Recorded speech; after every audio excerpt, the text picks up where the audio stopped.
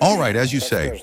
Vladimir Vladimirovich, seriously, you spoke about speed, about the pace of changes. Indeed, it is astonishing. Everything is changing unbelievably fast, both in the military sphere and in the civilian one. But apparently, in the coming years and decades, we will not see anything different. It will be like that. More than 3 years ago, when the special military operation began, there was criticism directed at the Russian army, at our state, that we were behind in certain areas. And accordingly, some of the failures that occurred were connected with this. Over the elapsed time, firstly, in your view, have we caught up with what we were supposed to? Secondly, since we are speaking about Russian soldiers, how do you assess the current state of affairs at the front?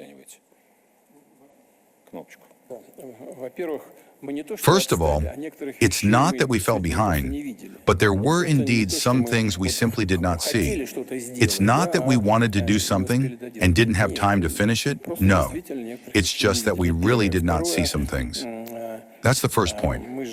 Second, we are at war. We are producing military equipment, and many countries are at war with us. Well, all the NATO countries are at war with us. They themselves no longer hide this. And moreover, unfortunately, there are also instructors, and they are in fact really taking part in combat operations, truly from Western countries. A special center has been created in Europe,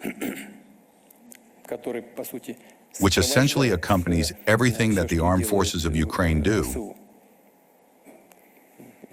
It supplies information, transmits intelligence from space, delivers weapons, trains. And I repeat, instructors take part not only in training, but also in the development of decisions, and even in their implementation.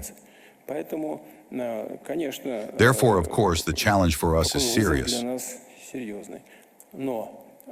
But the Russian army, the Russian state, and the Russian defense industry quickly adapted to this challenge.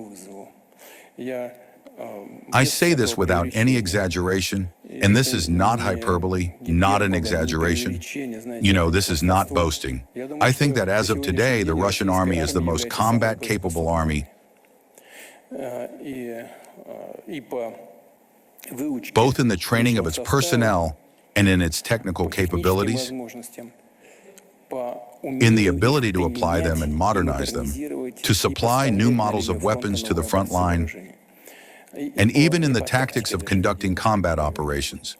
That is perhaps the answer to your question.